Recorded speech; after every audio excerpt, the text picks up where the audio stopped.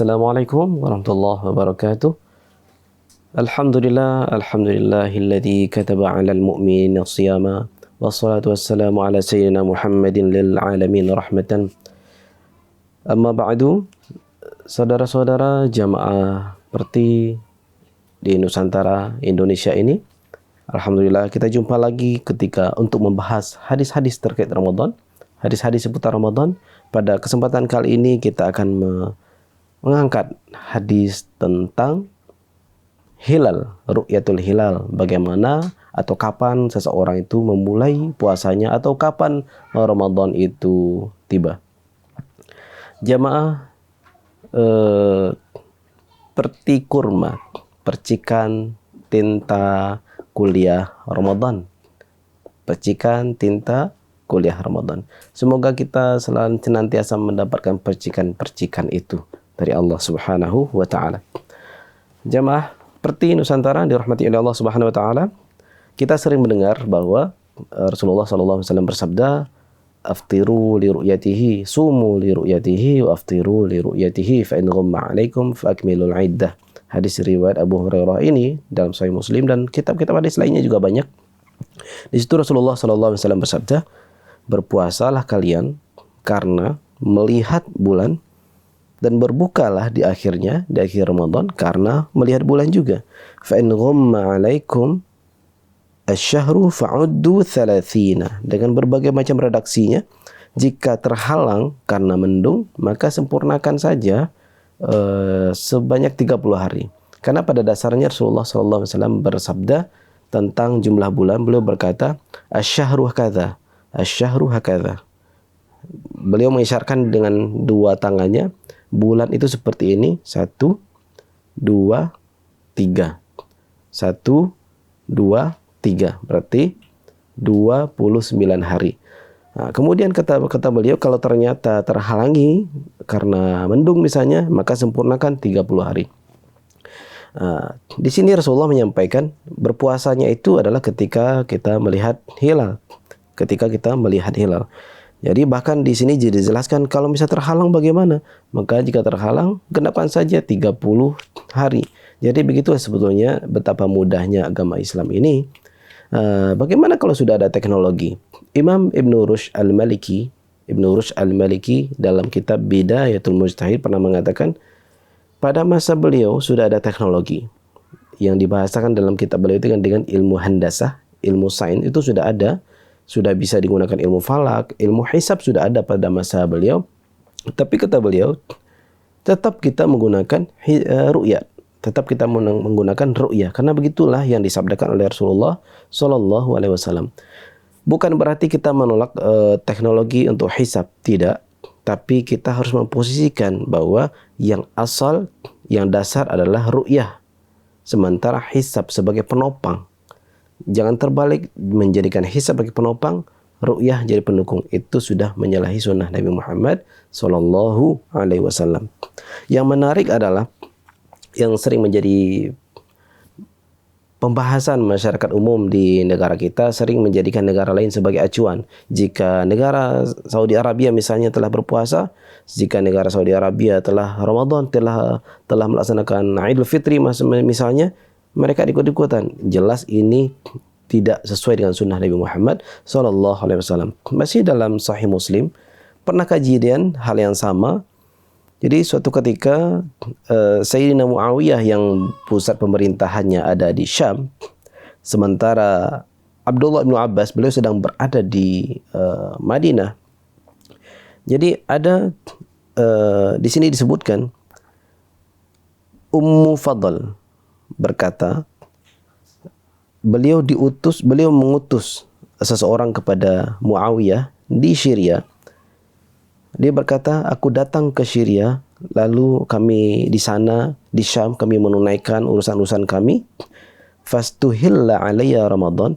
Akhirnya di Syria, di Syam itu terjadilah hilal Ramadan. Ketika itu saya sedang berada di Syam, wa ana bi Syam, fara'aitul hilala lailatal Jum'ah. Kami melihat hilal bulan sabit pada malam Jumat. Tsumma qadimtul Madinah. Kemudian nanti aku pulang ke Madinah pada akhir bulan. Berarti beliau berada di Syam itu selama 1 bulan, utusan dari Ummu Fadl ini. Kemudian kemudian Abdullah bin Abbas, Abdullah bin Abbas. Aku ditanya oleh Abdullah bin Abbas yang ketika itu sedang berada di Madinah. Thumma dzakara al-hilala. Kemudian diceritakanlah tentang hilal yang pernah terjadi di Syam, yang beliau lihat di Syam waktu itu. Faqala, bertanyalah Abdullah bin Abbas kepada sahabat yang satu ini, mata ra'aitumul hilal, kapan kamu melihat hilal? Tanggal berapa kamu melihat hilal? Faqultu ra'ainahu lailatal jumu'ati. Kami melihatnya pada malam Jumat. Faqala anta ra'aitahu? Beneran kamu melihatnya pada malam Jumat? Faqultu na'am, aku katakan iya. Fara'ahun nasu, semuanya melihat. Fasamu wa sama Muawiyah, semuanya berpuasa, Muawiyah pun berpuasa. Faqala, lalu berkata Abdullah bin Abbas, lakinna ra'ainahu lailatas sabt, namun kami melihatnya malam Sabtu.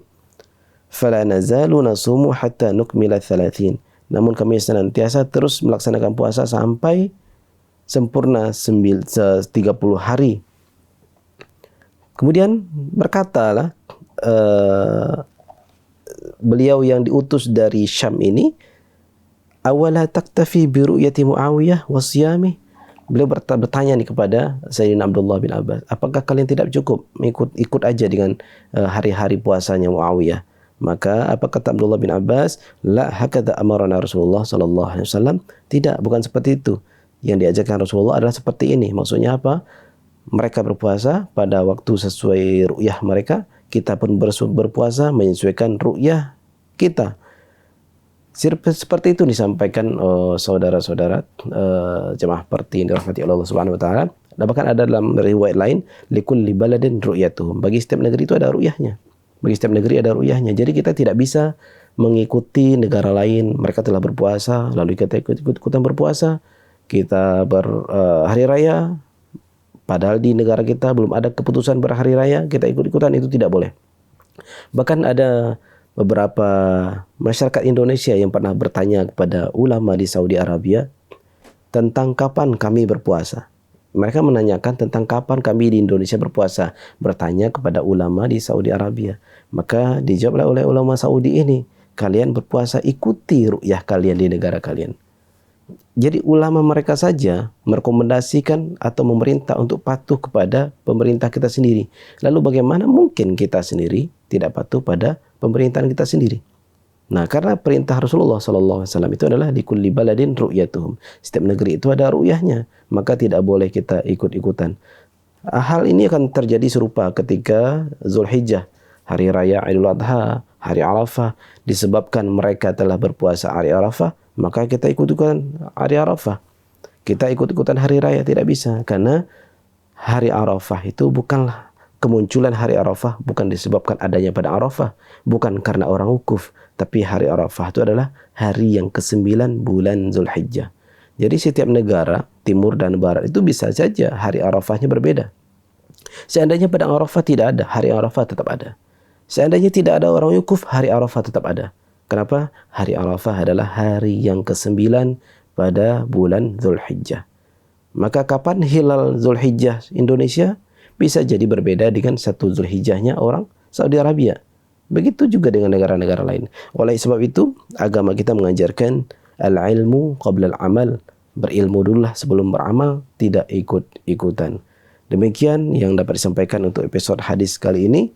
Untuk kita bisa bijak beragama, bijak berpuasa, ikuti apa yang ada di negara kita, pemerintahan kita. InsyaAllah mereka juga diisi oleh alim ulama. Wa sallallahu ala sayyidina Muhammad wa ala alihi wa sahbihi wa sallam. Subhana rabbika rabbil izzati amma yasifun wa salamun alal mursalin walhamdulillahi rabbil alamin.